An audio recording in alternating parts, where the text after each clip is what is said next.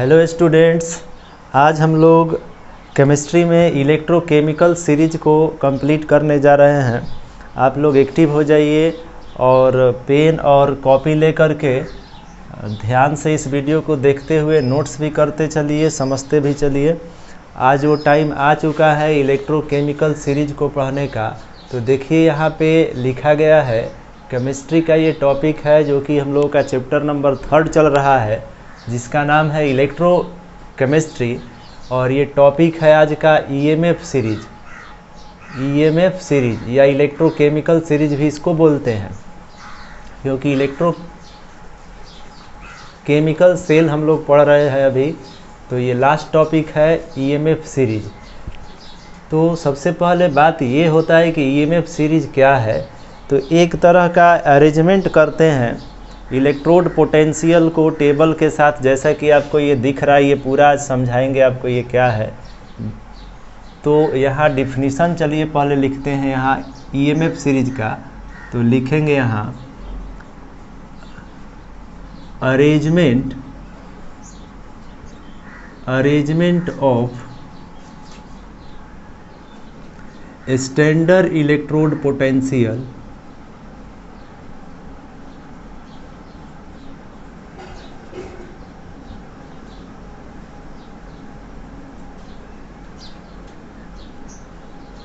Arrangement of standard electrode potential in increasing order. लिखेंगे arrangement of standard electrode potential increasing order is called EMF series.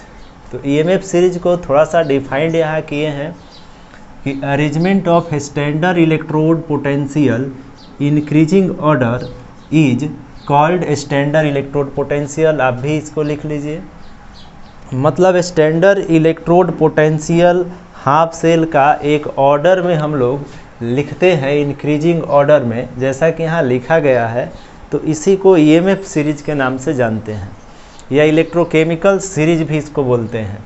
अब यहाँ आइए इस table को समझते हैं, यहाँ क्या ये लिखा गया है। आपको भी ये टेबल इसी तरह से कॉपी पर बना लेना है, नोट्स कॉपी पर। तो देखिए यहाँ लिखा गया है हाफ रिएक्शन ऑफ इलेक्ट्रोड का हाफ रिएक्शन इस पार्ट में दिखाया गया है। वो भी कैसे, तो ब्रैकेट में देखिए लिखा गया है विथ रिडक्शन हाफ रिएक्शन, मतलब रिडक्शन के साथ दिखाया गया है इस रिएक्शन को। मतलब इलेक्ट्रॉन ये गेन किया है सारा एलिमेंट्स, देख ही रहे हैं। इलेक्ट्रॉन लेफ्ट साइड है रिएक्टेंट पार्ट में, तो गेन किया है। रिडक्शन रिएक्शन को दिखाया गया है। मतलब इसका अगर पोटेंशियल फाइंड करना है तो रिडक्शन रिएक्शन का रिडक्शन पोटेंशियल फाइंड होता है। तो इस साइड में देखिए आपको standard electrode potential inert cell का वैल्यू जो है दिया गया है। हर एक रिडक्शन रिएक्शन के लिए रिडक्शन पोटेंशियल का वैल्यू यहाँ लिखा गया है। तो देखिए यहाँ लिथियम के लिए -3.05, पोटेशियम के लिए -2.93। ऐसे ही यहाँ आगे सबका लिखा गया है ऑर्डर के साथ। आप देखते हुए इसको लिखते चलेंगे। और लास्ट में देखिए यहाँ इसी तरह से फ्लोरीन का भी +2.87 है। अब इस टेबल को, इस अरेंजमेंट को, जो कि स्टैंडर्ड इलेक्ट्रोड पोटेंशियल सीरीज को रिप्रेजेंट कर रहा है, इसको समझने का बात है। और दूसरा कि इस सीरीज को एक प्रॉपर वे से जो दिया गया है, इसको याद कैसे रखा जाए, ये भी एक क्वेश्चन है। क्योंकि ये इतना ज़्यादा सीरीज है, इसको याद भी रखना इम्पोर्टेंट है। क्योंकि इस सीरीज को याद रखेंगे तो इससे डायरेक्ट आपका क्वेश्चन सॉल्व होगा, क्योंकि ऑर्डर से रिलेटेड क्वेश्चन बनता है। तो सबसे पहले आइए इसके कॉन्सेप्ट को समझते हैं, इसका यूज क्या है, क्या इसका इम्पोर्टेंस है इस सीरीज का। तो आप इस सीरीज को देखेंगे तो आपको दिखाई देगा कि ऊपर में लिथियम है और लिथियम का यहाँ रिडक्शन पोटेंशियल सीरीज में सबसे कम है। तो इसका रिडक्शन पोटेंशियल सबसे कम होने की वजह से लिथियम जो है हाई रिड्यूसिंग एजेंट होगा। रिड्यूसिंग एजेंट का मतलब ऑक्सीडेशन पावर जो है इसका हाई होगा, ऑक्सीडेशन पावर हाई होगा। क्योंकि रिड्यूसिंग एजेंट जो है ऑक्सीडेशन पोटेंशियल देता है, क्योंकि यहाँ रिडक्शन वैल्यू इसका बहुत लेस है, माइनस में 3.05 है। अब इस ऑर्डर को जैसे ही आप स्टडी करना स्टार्ट करते हैं तो देखते हैं कि एक प्रॉपर वे से धीरे धीरे जो है इसका पोटेंशियल वैल्यू डिक्रीज हो रहा है, ऊपर से नीचे आ रहे हैं तो रिडक्शन पोटेंशियल घट रहा है। जैसे आप देखिए, स्टडी करिए, 3.05 है, यहाँ -2.93 है, यहाँ -2.90 है, यहाँ ऐसे ही -2.89 है। और ये देखिए एक प्रॉपर वे से डिक्रीज हो रहा है, डिक्रीज नहीं इंक्रीज हो रहा है, इसका रिडक्शन पोटेंशियल इंक्रीज हो रहा है, क्योंकि माइनस में वैल्यू यहाँ पे अगर घट रहा है इसका मतलब ये वैल्यू जो है बढ़ते जा रहा है। इस तरह से बढ़ते बढ़ते 0 आ गया यहाँ हाइड्रोजन तक। मतलब रिडक्शन पोटेंशियल यहाँ लिख सकते हैं कि टॉप से बॉटम जैसे जैसे आ रहे हैं हम लोग, रिडक्शन पोटेंशियल इंक्रीज हो रहा है। स्टडी के बाद ये समझ में आ रहा है इस सीरीज को, तो लिखेंगे reduction, increasing reduction potential, increasing reduction potential from या डाउन द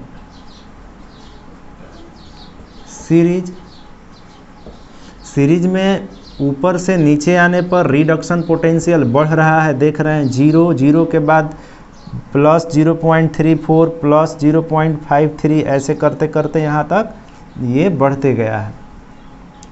तो ऊपर से नीचे रिडक्शन पोटेंशियल बढ़ रहा है, तो नीचे से ऊपर अगर आपसे पूछा जाए तो आप कहेंगे डिक्रीज हो रहा है, डिक्रीजेज रिडक्शन पोटेंशियल फ्रॉम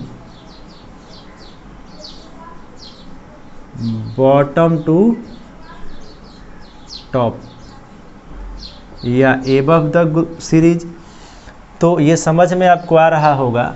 अगर यहाँ आप इसी को दूसरे वे से बोले, रिडक्शन पोटेंशियल ना बोल करके अगर आप बोले ऑक्सीडाइजिंग पावर, तो ऑक्सीडाइजिंग पावर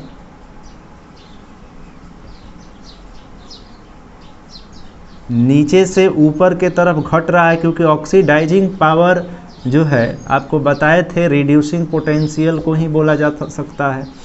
और यहाँ इसी तरह से रिडक्शन पोटेंशियल है, मतलब यहाँ पे अच्छा यहाँ हम लोग रिडक्शन पोटेंशियल है तो इसको ऑक्सीडाइजिंग पावर बोल रहे हैं, और यहाँ रिडक्शन पोटेंशियल अगर ऊपर से नीचे अगर बढ़ रहा है तो इसको रिड्यूसिंग पावर बोलते हैं।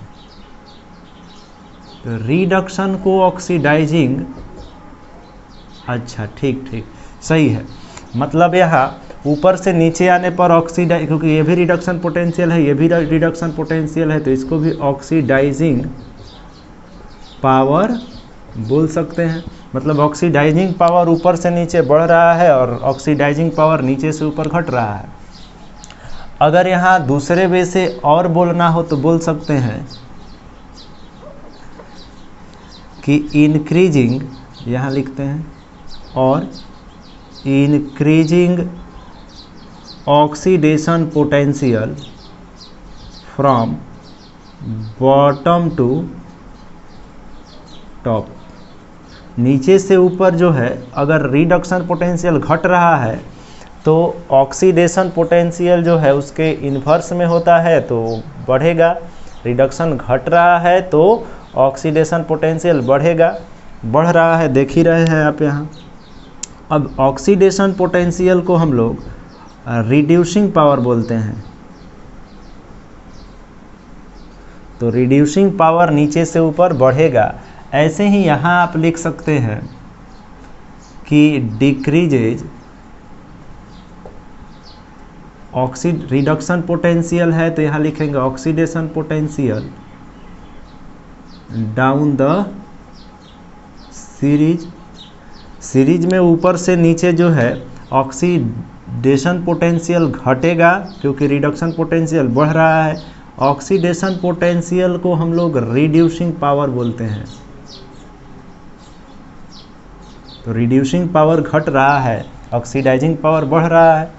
इसको आप नोट करिएगा इधर, जैसे हम दिखा रहे हैं। ये इस सीरीज को स्टडी करने के बाद पता चला। ये जो सीरीज है ये आपको डायरेक्ट यहाँ से दिया गया है एनसीईआरटी बुक में, और इसको याद रखना पड़ता है क्योंकि इसके हेल्प से आप रिड्यूसिंग पावर के साथ ऑक्सीडाइजिंग पावर, रिडक्शन पोटेंशियल का ऑर्डर, ये सब समझ पाते हैं। ये ज़रूरी नहीं है कि आप इस वैल्यू, जो पार्टिकुलर वैल्यू है, इसको रटे याद करें। ये क्वेश्चन में दिया रहता है और जनरली कुछ इम्पॉर्टेंट है, जैसे कि कॉपर वगैरह का आपको याद रखना है, जिंक वगैरह का, ये बहुत पॉपुलर है, तो इसको याद रखते हैं तो काफ़ी है। सीरीज को स्टडी कर रहे हैं तो सीरीज का इम्पोर्टेंस ही हम लोग देखेंगे यहाँ। अब आइए यहाँ देखते हैं, अगर लिथियम का रिडक्शन पोटेंशियल बहुत लेस है तो इसका रिड्यूसिंग एजेंट हाई होगा ये। तो अगर ये हाई रिड्यूसिंग एजेंट है तो लो ऑक्सीडाइजिंग एजेंट होगा, ऑक्सीडाइजिंग एजेंट उतना ही इसका कम होगा, जैसा कि यहाँ लिखे हैं। इसी तरह से नीचे में फ्लोरीन है तो फ्लोरीन का हाई ऑक्सीडाइजिंग एजेंट होगा ये फ्लोरीन हाई ऑक्सीडाइजिंग एजेंट होता है, एंड लो रिड्यूसिंग एजेंट लो होता है, ऑक्सीडाइजिंग एजेंट हाई होता है। ऑक्सीडाइजिंग एजेंट हाई होने का मतलब क्या हुआ कि इलेक्ट्रॉन गेन करने का टेंडेंसी ज़्यादा होगा फ्लोरीन का, क्योंकि इसका पोटेंशियल बहुत हाई है। उसी तरह से लिथियम का इलेक्ट्रॉन गेन करने का टेंडेंसी बहुत कम होगा, जबकि इलेक्ट्रॉन डोनेट करने का, मतलब बाहर निकालने का टेंडेंसी हाई होगा। मतलब ऑक्सीडाइजिंग एजेंट इसका लो है और रिड्यूसिंग एजेंट ये हाई है। रिड्यूस का मतलब इलेक्ट्रॉन लॉस करने का टेंडेंसी लिथियम का हाई होगा, क्योंकि जैसे ही इसका ऑक्सीडेशन पोटेंशियल पूछा जाएगा तो +3.05 न हो जाएगा, तो इसका ऑक्सीडेशन पोटेंशियल हाई होता है और रिडक्शन पोटेंशियल तो सीरीज में देख ही रहे लेस है। तो यही सब स्टडी सीरीज में करते हैं। अब यहाँ हम लोग देख सकते हैं कि जैसे जैसे लिथियम से नीचे आ रहे हैं वैसे वैसे इसका रिडक्शन पोटेंशियल एक ऑर्डर के साथ धीरे धीरे घटते जा रहा है, और ये जो है फेरस तक एक अलग वे से डिक्रीज हो रहा है, और फेरस के बाद देख रहे हैं कि अचानक सडनली जो है ये ज़्यादा से घटने लग रहा है। आप देखिए यहाँ -0.40, उसके बाद सीधे 0.28 हो जा रहा है। तो यहाँ से फेरस से ठीक नीचे और यहाँ पीबी तक एक पार्टिकुलर वे से डिक्रीज हो रहा है, और यहाँ से ठीक नीचे यहाँ तक एक अलग वे से इंक्रीज हो रहा है। अब यहाँ हाइड्रोजन एक स्पेशल एलिमेंट होता है, क्योंकि इसका स्टैंडर्ड इलेक्ट्रोड पोटेंशियल 0 पाया गया है, आप देख ही रहे हैं। तो यहाँ इसके लिए लिखते हैं कि ये एक्टिव मेटल है, मतलब फ्लोरीन से और फेरस तक ये पूरा जो एलिमेंट आप देख रहे हैं ये एक्टिव एटम है, क्योंकि इनके इलेक्ट्रॉन लॉस करने का टेंडेंसी हाई है। उसमें भी लिथियम का सबसे ज़्यादा है। अब यहाँ से आते हैं तो कैडमियम से और इस पीबी तक जो है ये मॉडरेटली एक्टिव मेटल है, मॉडरेटली एक्टिव मेटल, क्योंकि ये सब मेटल्स है। आप देख रहे हैं मेटल्स का इलेक्ट्रॉन लॉस करने का टेंडेंसी होता है, क्योंकि वो जनरली ऑक्सीडेशन रिएक्शन ही शो करते हैं मेटल। तो ये मॉडरेटली एक्टिव हो गए। इसके नीचे जो है आप जो देख रहे हैं ये इनएक्टिव मेटल्स हैं। हाइड्रोजन से नीचे जो है इनएक्टिव मेटल्स हैं ये, मतलब ये मेटल्स जो है इनएक्टिव हैं, क्योंकि इनका ऑक्सीडेशन पोटेंशियल हाई है, मतलब इलेक्ट्रॉन लॉस करने का टेंडेंसी कम है। तो क्योंकि देख ही रहे पॉजिटिव में सारा वैल्यू है यहाँ। अब यहाँ से हम लोग इसका इम्पोर्टेंस थोड़ा सा और अगर स्टडी करें तो देख रहे हैं हम लोग कि ऊपर से जैसे जैसे हम लोग नीचे आ रहे हैं तो रिडक्शन पोटेंशियल जो है बढ़ते जा रहा है। तो एक दो पॉइंट्स यहाँ से हम लोग कंक्लूजन के तौर पर इस सीरीज के लिए लिख सकते हैं। अभी यहाँ स्पेस नहीं है, लिखा जाएगा, अभी पहले सुन लीजिए। जैसे यहाँ पे हम लोग देख रहे हैं कि जितना ज़्यादा रिडक्शन पोटेंशियल हो रहा है उतना ही मेटल इनएक्टिव होते जा रहे हैं। मतलब रिडक्शन पोटेंशियल बढ़ रहा है तो मेटल इनएक्टिव होते जा रहे हैं, यहाँ देख रहे हैं आप। और रिडक्शन पोटेंशियल जितना कम है उतना ही मेटल एक्टिव है। तो इस यहाँ से एक पॉइंट लिखा जा सकता है कि more the value of reduction potential, more the value of reduction potential then metal is inactive. और दूसरे वे से लिखा जाए तो more the value of reducing power, मतलब more the value of oxidation potential then metal is highly active. जैसा कि यहाँ देख रहे हैं आप, ध्यान से सुन रहे होंगे कि जितना स्टैंडर्ड इलेक्ट्रोड पोटेंशियल में रिडक्शन पोटेंशियल का वैल्यू कम है उतना ही मेटल एक्टिव है। और जैसे जैसे ये पोटेंशियल जो है बढ़ रहा है वैसे वैसे मेटल्स जो है इनएक्टिव हो रहे हैं। और नॉन मेटल के लिए उल्टा है। नॉन मेटल में क्या लिख सकते हैं, more the value of reduction potential then highly active the non metals. तो ये सब पॉइंट्स को नोट किया जाएगा इसको मिटाने के बाद।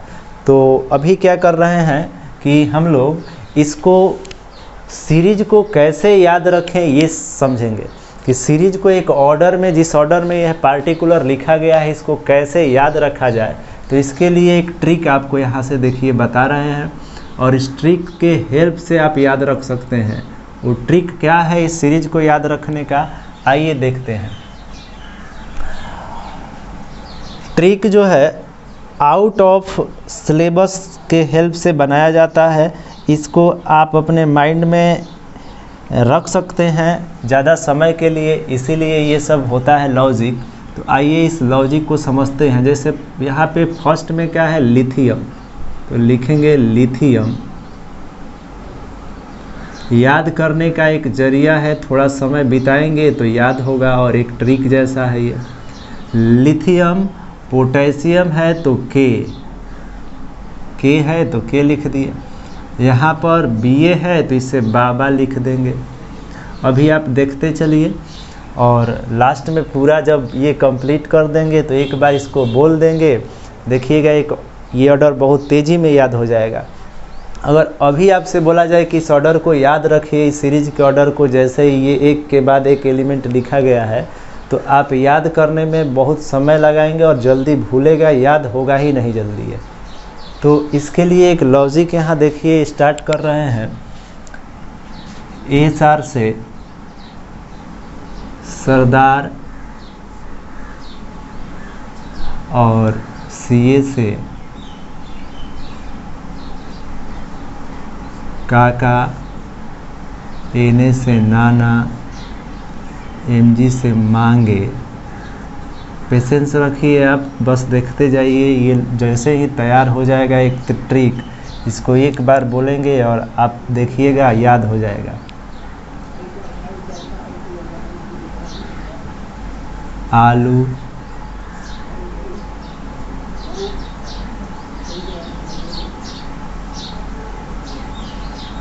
मैंने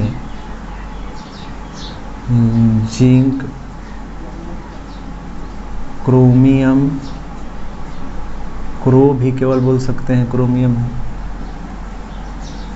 फ्राई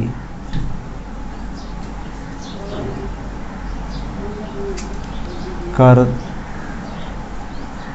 दिया, फ्राई कर दिया।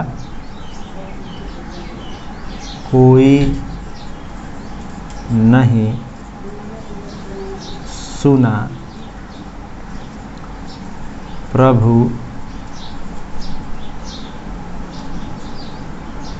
हाइड्रोजन की कौन आई, आज होगी बिहार, पटना और कल औरंगाबाद फ्लोर पर। तो एक लॉजिक है, इस सीरीज को प्रॉपर वे से जैसे है इस तरह से याद रखने का। आइए इसको रिकॉल करते हैं लॉजिक को। तो देखिए कहा गया है लिथियम के बाबा सरदार, काका नाना मांगे आलू।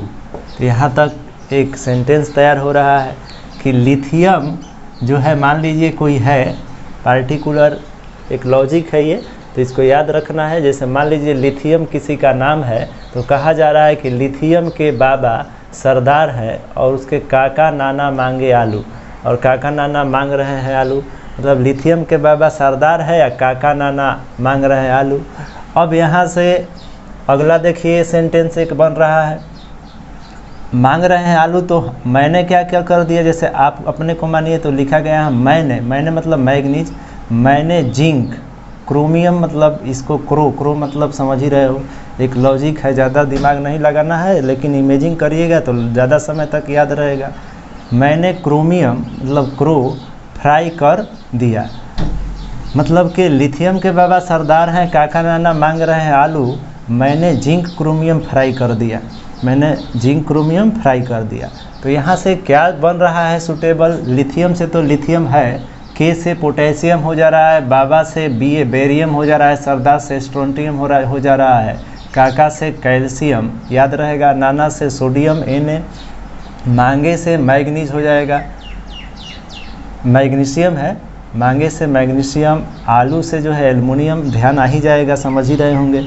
मैंने माने मैग्नीज, जिंक तो जिंक समझ में आ रहा है, क्रोमियम मतलब क्रोमियम समझ में आ रहा है, फ्राई मतलब फेरस समझ रहे होंगे, कर दिया कैडमियम आ रहा है, सेंटेंस समझ में आ रहा होगा। अब यहाँ के बाद क्या है, कोई नहीं सुना प्रभु हाइड्रोजन की, मतलब हाइड्रोजन है उसका कोई नहीं सुना। जब ये हो रहा था तो हाइड्रोजन कुछ कह रहा होगा, उसका कोई सुन नहीं रहा है।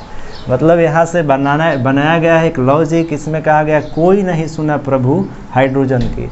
मतलब यहाँ कोई से आ गया कोबाल्ट, नहीं से निकेल, सुना से एसएन टीन, और प्रभु पीबी मतलब लेड होता है, याद रहेगा आपको। और यहाँ से हाइड्रोजन की, तो हाइड्रोजन समझ में आ ही रहा है। तो एक सेंटेंस समझ रहे होंगे आप, एक इमेजिंग करिए, याद रहेगा। लिथियम के बाबा क्या सरदार, काका नाना मांगे आलू, तो मैंने क्या किया, मैंने जिंक क्रोमियम फ्राई कर दिया, और उसके बाद क्या हुआ कि कोई नहीं सुना प्रभु हाइड्रोजन की। अब इसको रियलाइज करके याद रखना है। अब आगे क्या है, यहाँ से कोबाल्ट, कौन है, यहाँ लिखेंगे कौन मतलब कॉपर के लिए कौन है, यहाँ अपने को ध्यान रखना है आपको। कौन आई मतलब समझ ही रहे हो, यहाँ आयोडीन है। आज मतलब एजी मतलब सिल्वर। कौन आई आज होगी का मतलब यहाँ HG से है, मतलब पारा है। बिहार मतलब ब्रोमीन, पटना मतलब प्लेटिनम, और मतलब देख रहे हो ओ से है और का मतलब ऑक्सीजन हो गया यहाँ। कल मतलब क्लोरीन हो गया। औरंगाबाद मतलब AU समझ रहे होंगे, मतलब कि ये गोल्ड है। फ्लोर मतलब फ्लोरीन। मतलब यहाँ से एक नया सेंटेंस बन रहा है कि कौन आई आज होगी, बिहार पटना और कल औरंगाबाद फ्लोर पर। तो एक ट्रिक बना, इसको अगर शुरू से पढ़ें तो बहुत आसान है, 1-2 बार इसको पढ़ेंगे और इसको मांगे का मतलब मैग्नीशियम है, ये सब अगर ध्यान रखें तो ये बहुत तेज़ी से ये सीरीज़ याद हो जाता है, और इससे आपको क्वेश्चन जो है बनाने में हेल्प मिलता है एग्ज़ाम में। तो इस तरह से याद रखेंगे। देखिए 1-2 बार इसको पढ़ते हैं। लिथियम के बाबा सरदार, काका नाना मांगे आलू, मैंने जिंक क्रोमियम फ्राई कर दिया। उसके बाद कोई नहीं सुना प्रभु हाइड्रोजन की। और नेक्स्ट है कौन आई आज होगी औरंगाबाद, कौन आई आज होगी बिहार पटना और कल औरंगाबाद फ्लोर पर। तो इसको आपको याद रखना है, इस लॉजिक को, इसके हेल्प से ये सीरीज़ याद रहेगा।